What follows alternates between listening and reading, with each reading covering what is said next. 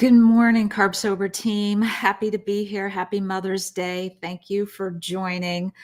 I am just hoping to do a fun question and answer. I have some questions ahead of time from my Instagram family, and now for some reason, why can't I find it? Here we go.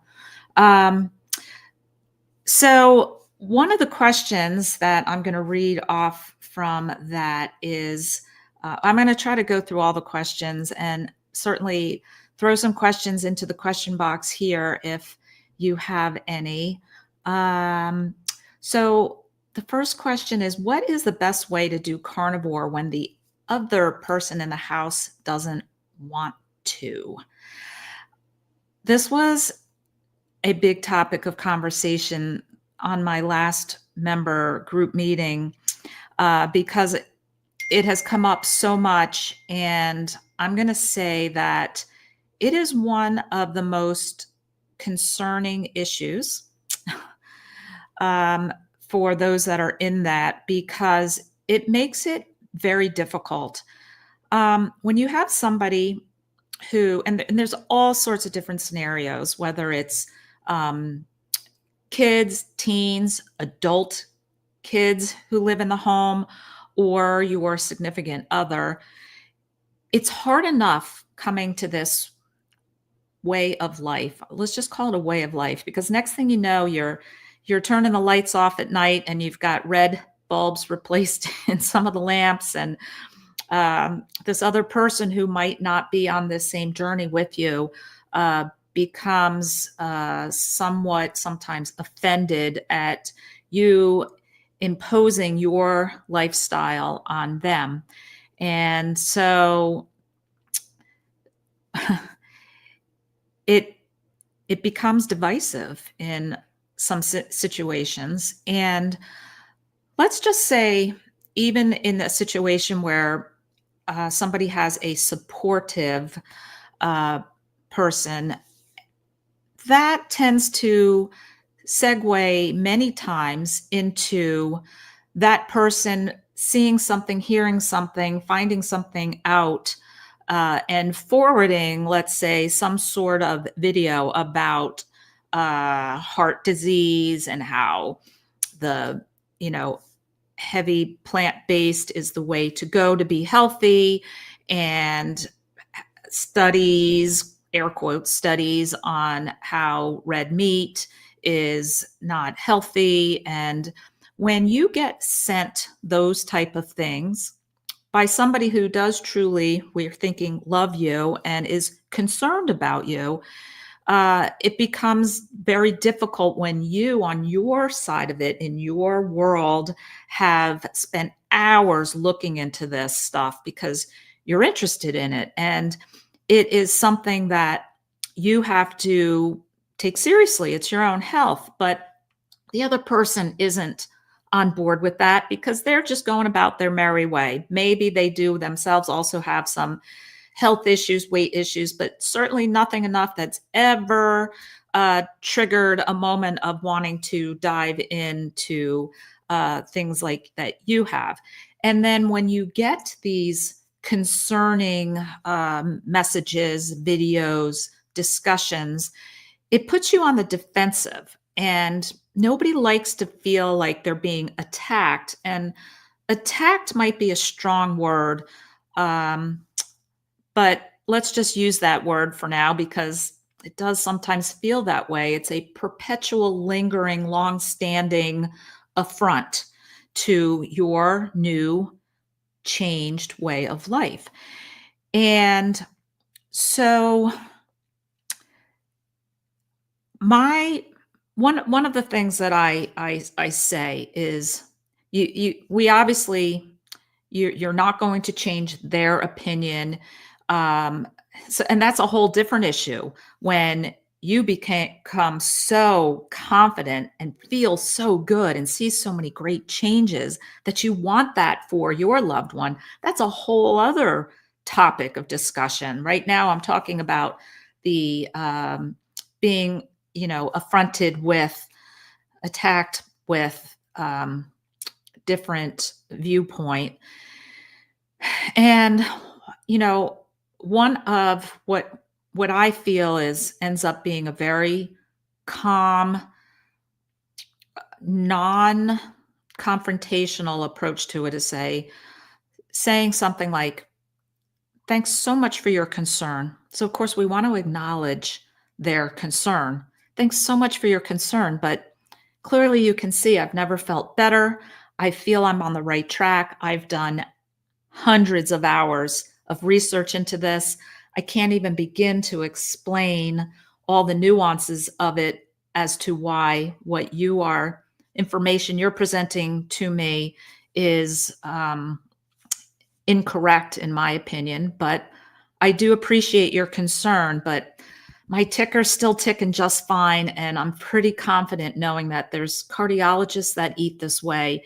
And, if you're really interested and truly concerned, then step on over to some of this research that I have piled up here that you're welcome to start looking into.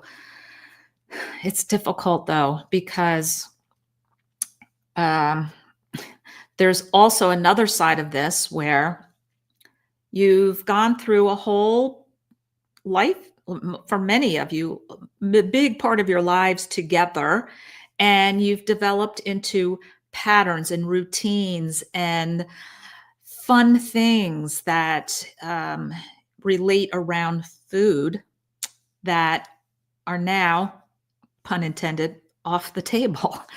So that makes it difficult because that person unintentionally, intentionally may try to sabotage, like, "Hey, don't you think we could go and whatever that favorite place was?"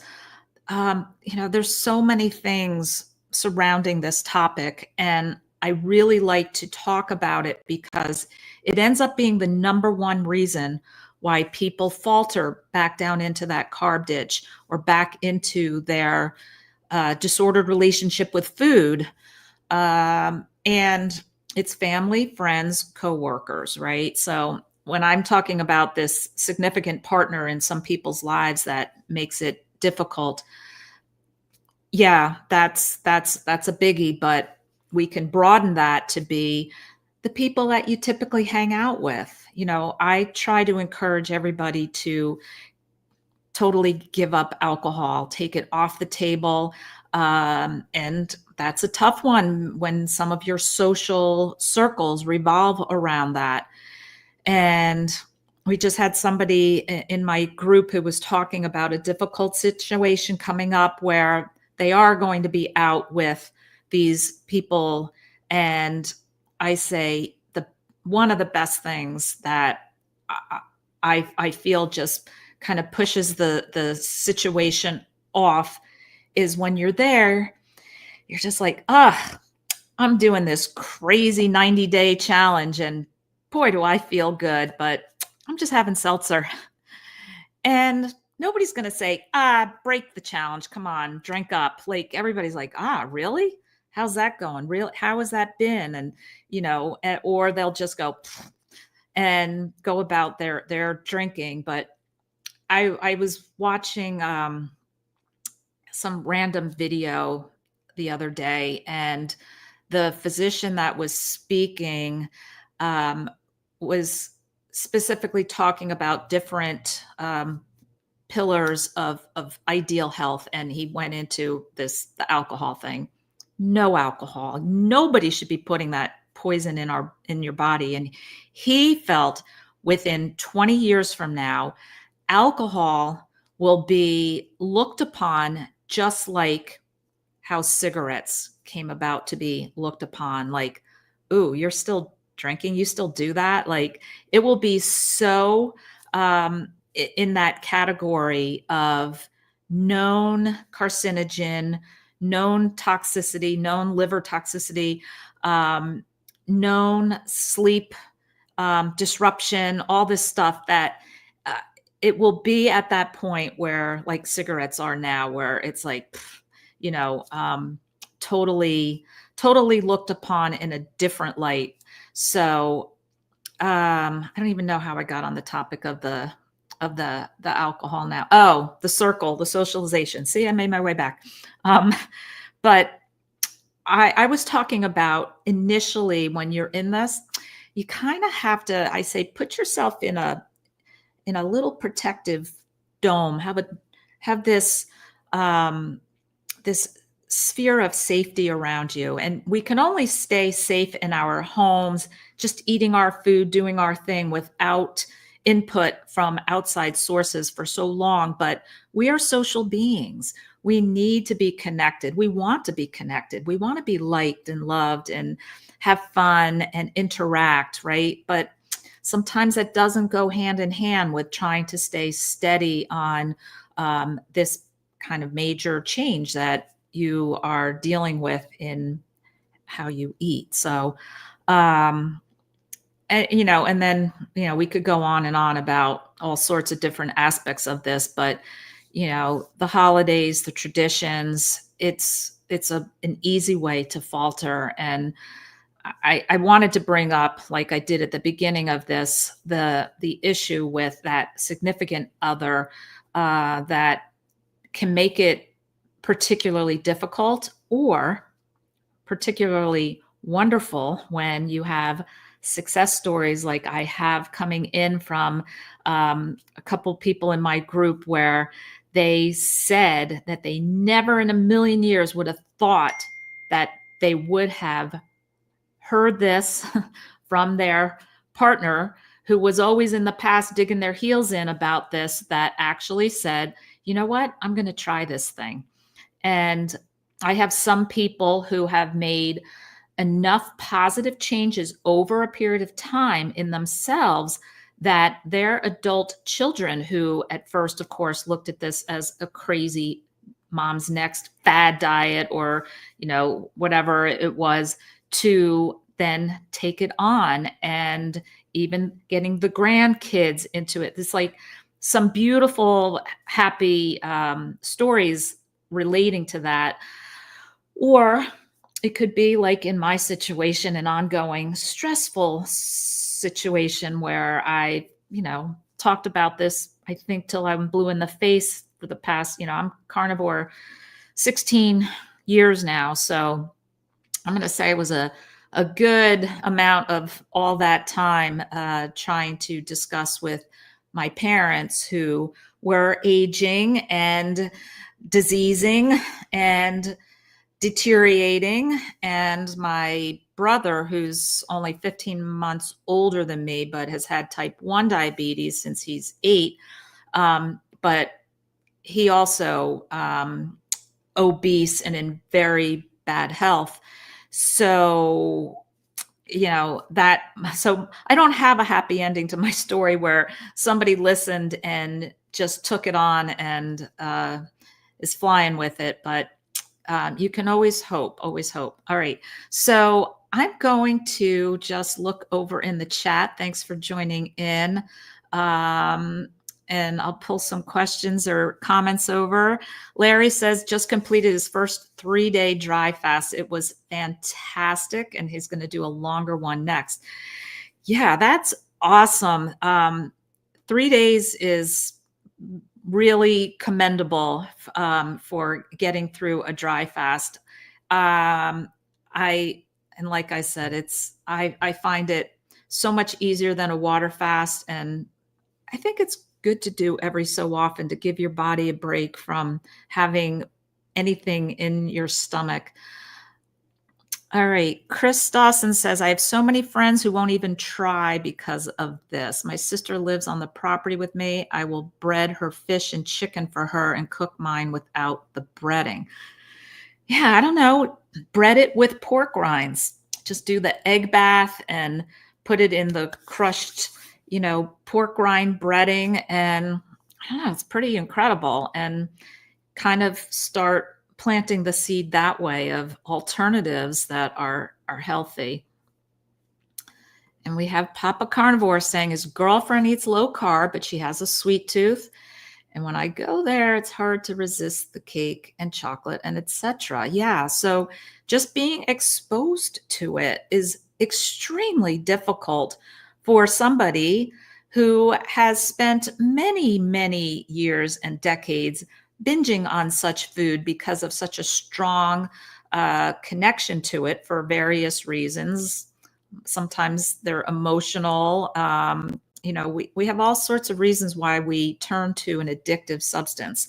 And just because our DOC, drug of choice, happens to be sugar, carbs, processed foods, it it makes it really important to avoid the triggers, to be able to stay steady and to protect your recovery from such addictions.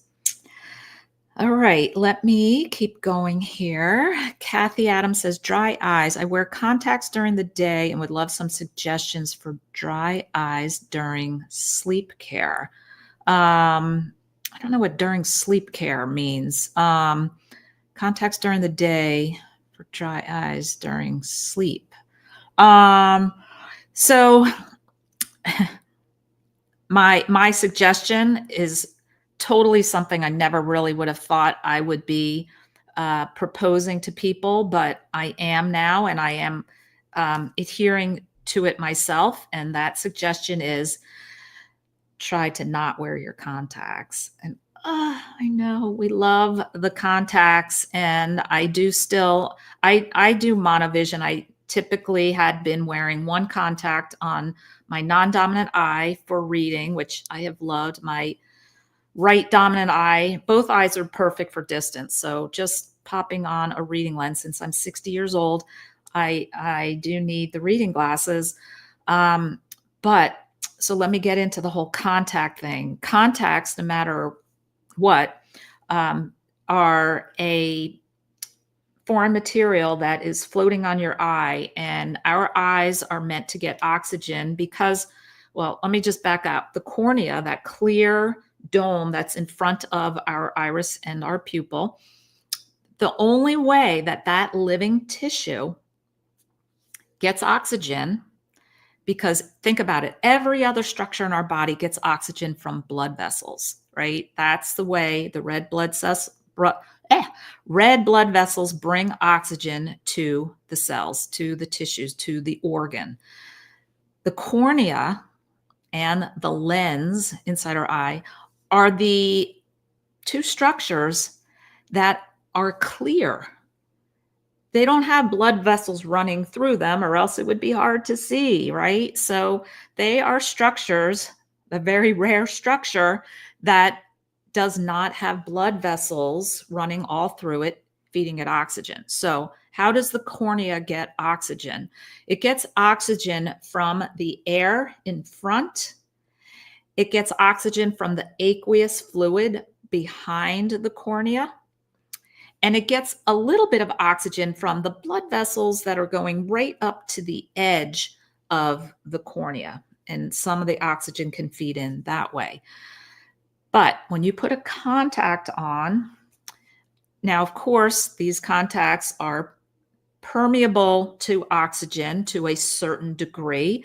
And the lenses that have been out more and more recently, let's say in the past decade, they've made it so more and more oxygen gets through, but still not the same as not having the contact on. And also, there are receptors on the cornea, opsin, neuropsin. They are there's UVA receptors. So the UVA that's coming in from the full spectrum sunlight is hitting the cornea, and these receptors are needing to receive that. Can you get what I'm getting at with the contacts? It's not ideal to have them on. And then people say, oh no, don't tell me. And because LASIK is not the answer either. There's a whole other conundrum with that I'm not going to get in here, but I am going to be doing entire videos on this. But yeah, and it will really help for the dryness to not have the contacts on. And we want to get to the root cause of what's causing your eyes to be dry.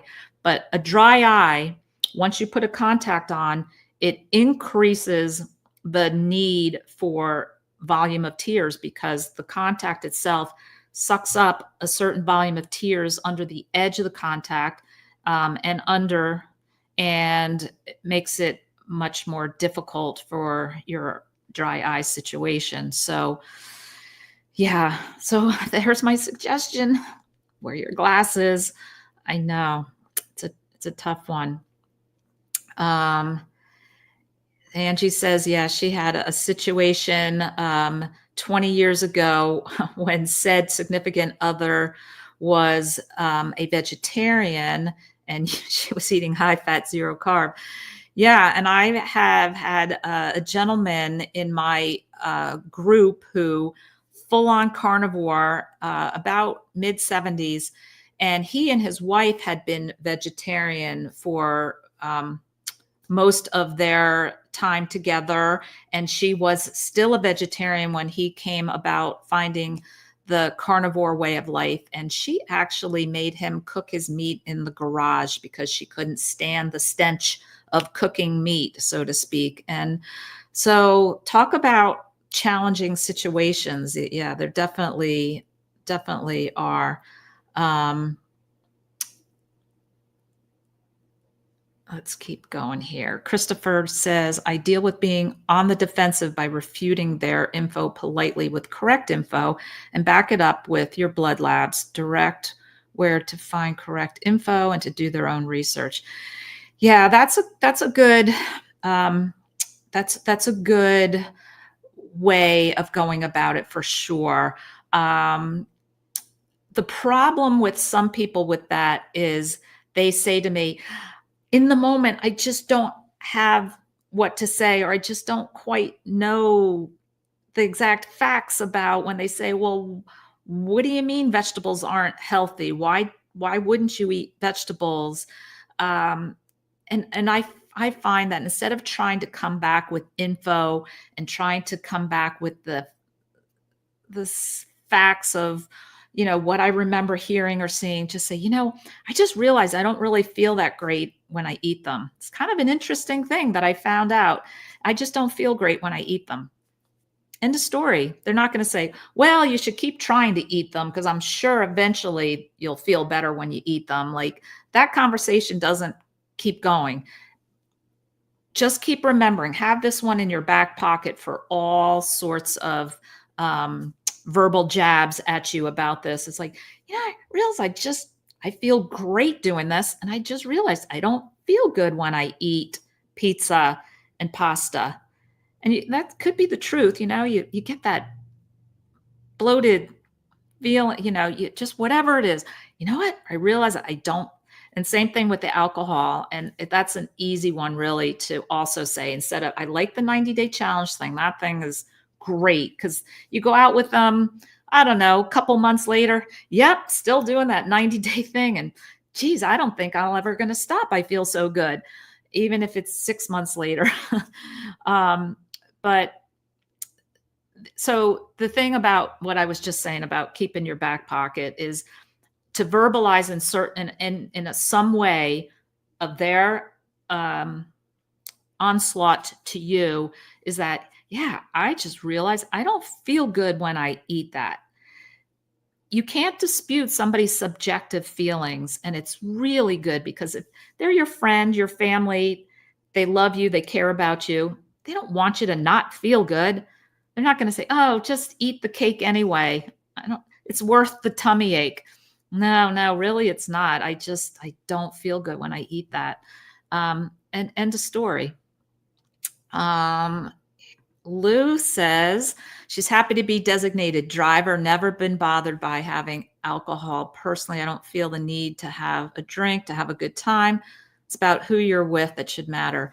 Yeah, that's an interesting concept of, what does it matter that I have, especially if I've got a bubbly seltzer and it could look like a gin and tonic or a vodka club or whatever, right? It doesn't. So as I'm drinking, what is the difference whether mine actually has alcohol in it or not? But I am going to say, contrary to that is the fact that drinkers like to be with drinkers. And for some people, and then you could say, well, then they're really not my friend if that's all they care about is whether I'm drinking or not. And that's true too. But there is a thing about probably not getting invited out as often. Maybe if there's two other girlfriends who are big wine drinkers and are going out, it might not be first in their thought, hey, let's grab Lisa, have a good time with us.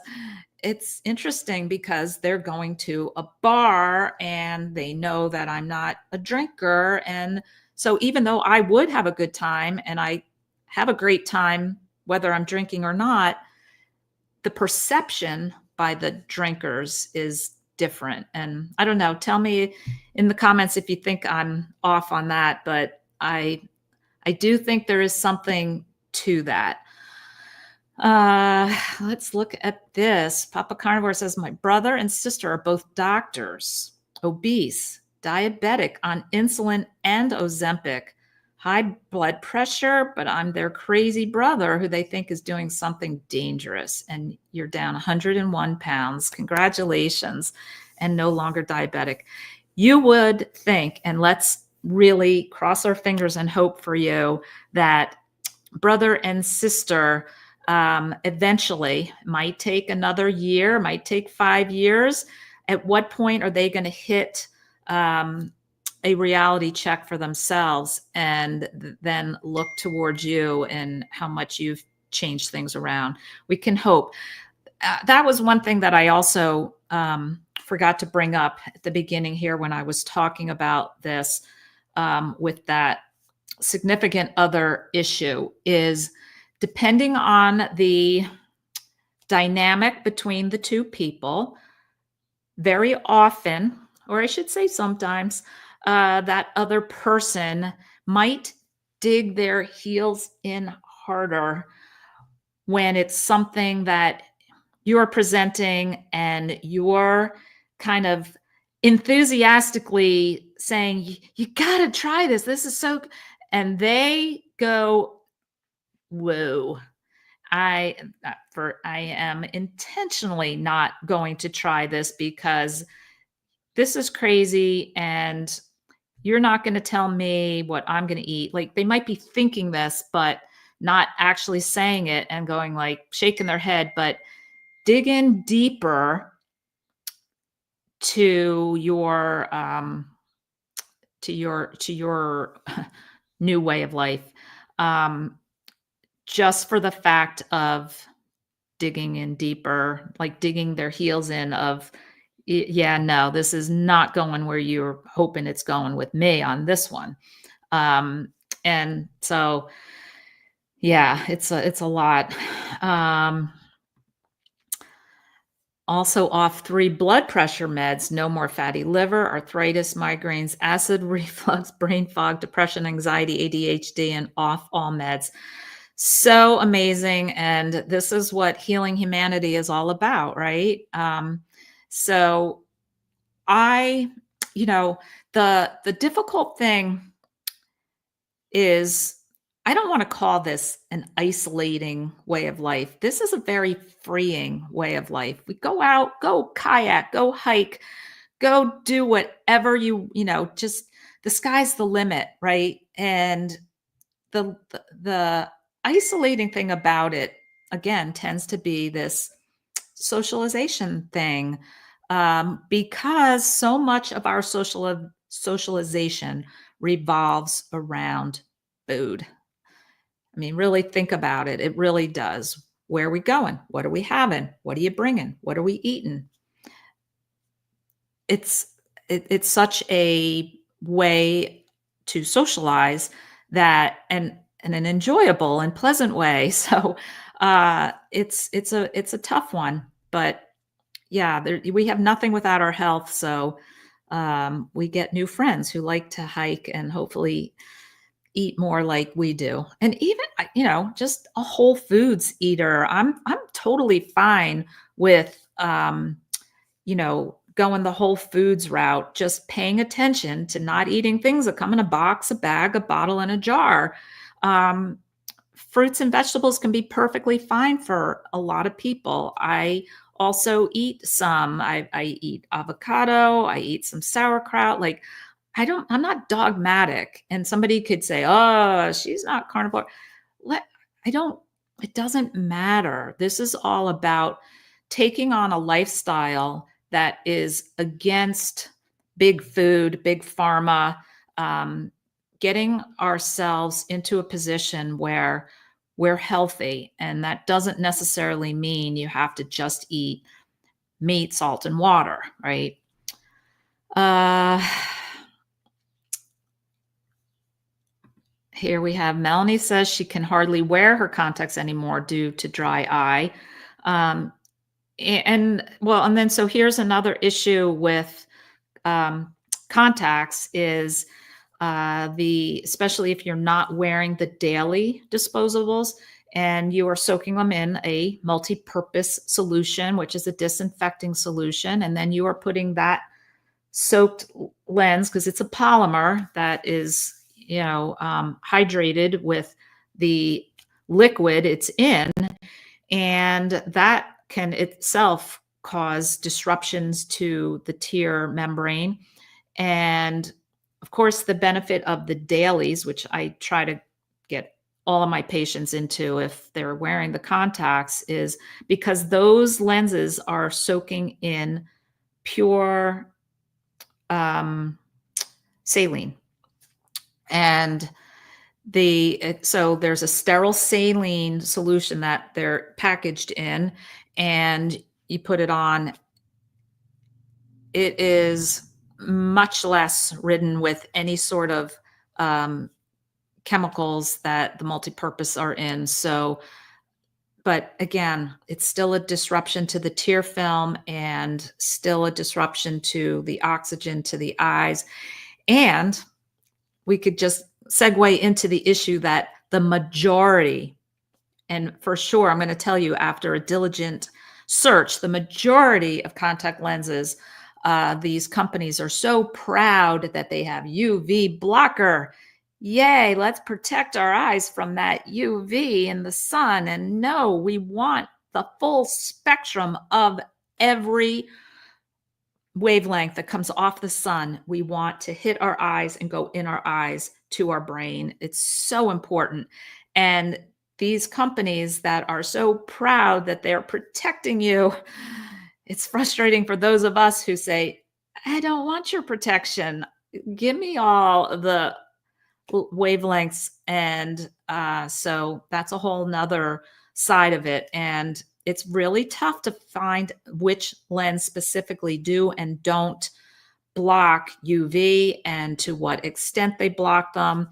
I'm asked this a lot as far as, well, which ones? And it's really hard to tell you, because if you have a lot of astigmatism and your doctor fit you into what's called a toric contact lens, there's a brand, Total Dailies One, where their spherical lens for people who don't have astigmatism doesn't block the UV, but the astigmatism one does, and the multifocal one they have for being able to see far and near, that blocks it. So there's no universal way for me to just say, okay, this brand, and this brand, all good. But it's also really hard to find the information, because as soon as you put in if you type into Mr. Google, which contact lens does not block UV, the algorithm picks up ultraviolet contacts and starts populating all of this stuff about these contacts that block the UV, and the benefits of UV blocking contacts, and it's crazy. It's, like I said, it's really tough to get that, because they assume that you're hunting for which contacts, of course, block the UV. All right. Maybe let me go to, well, the Instagram questions I can answer over on doing Instagram posts. So let me get you here who are in live with me now.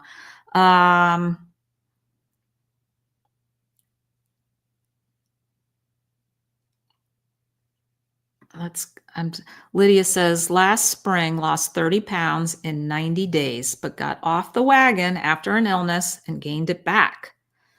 This time, however, I've only lost 6 pounds in a month. Not discouraged, just confused. Any tips or input? Um, yeah, there's a lot that goes into that, but it all depends on what you're eating. And you could say, well, I'm eating the same thing that I ate in those first 90 days. Give it time for your body to readjust into keto adaptation. Uh, Understanding now, of course, you know how important it is to not ever go off the wagon, because going off the wagon is getting into the wagon of ill health, right? You just jump in that and just, label that wagon in your mind, diseased and ill health.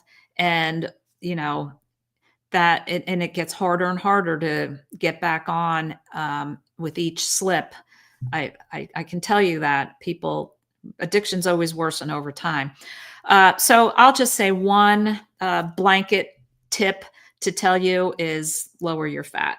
Get rid of all dairy and lower the amount of fat and see what happens. Okay.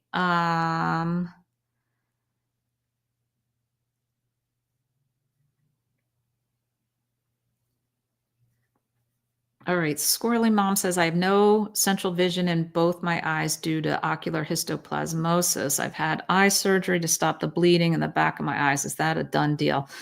Well, unfortunately, a lot of end stage type eye disease that involve scarring or damage to the macula could be a done deal, but I would always hold out hope, and I would do red light therapy. I have found some really amazing, phenomenal data on the benefits of red light therapy with the eyes. So don't wear goggles, just close your eyes in front of your red light panel. Do it in the morning, and you only really need about 10 minutes. Okay, let me see. Hi, Naki. And Melanie's in here. She can see fairly well without contacts except for driving. I do use readers, but hate glasses, so I just don't wear anything unless I'm driving for long distance.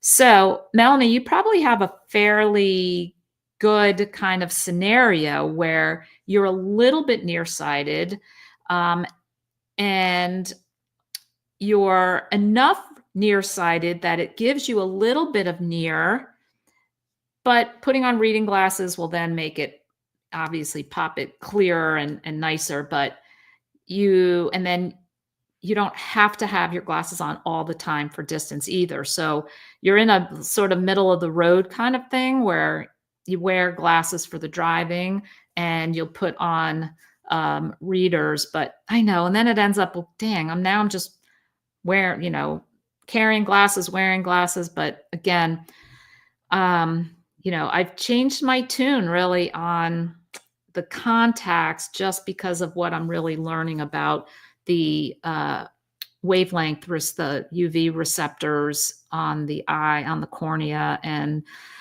yeah, we're all just trying the best we can. We could say, well, pick your battles, right? Because everybody's got different things that cross the line for them.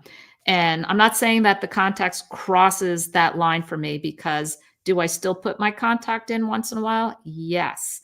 Am I much more selective? And I have the benefit that I have no issue with dry eye with it. But I'm way more conscientious about not putting it in most of the days. I pick and choose when I want to have it in. So choosing our battles could be simple things like I really no longer put nail polish on my nails because toluene, even some of them have formaldehyde. There's so many chemicals. And you could say, well, it's just your nail. Again, if we're trying to get down to natural and what should and shouldn't be and what is something that our bodies have to deal with, we could go on. Now, picking our battles. Do I still get my hair highlighted? Yep, I do.